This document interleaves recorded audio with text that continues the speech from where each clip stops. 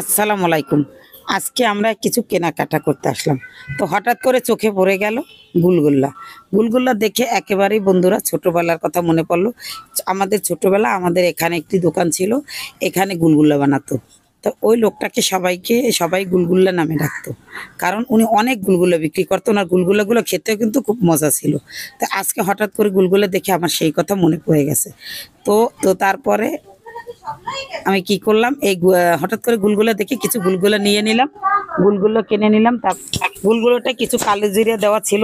আর উপরটা একেবারে মচমচা ছিল, খুব গ্রান ছিল, খেতে কিন্তু সেই মজা লেগেছিল। তো আমরা গুলগুলাগুলো সবাই মিলে খেয়ে নিলাম। অনেক দিন পর গুলগুলা খেয়ে কিন্তু খুব ভালো লেগেছে। কারণ এভাবে সচরাচর আমি আর এখানে গুলগুলো পাইনি, আজকেই দেখে খুব ভালো লাগলো। হয়তো সব জায়গায় বিক্রি করে, আমার চোখে পড়ে না এই আর কি।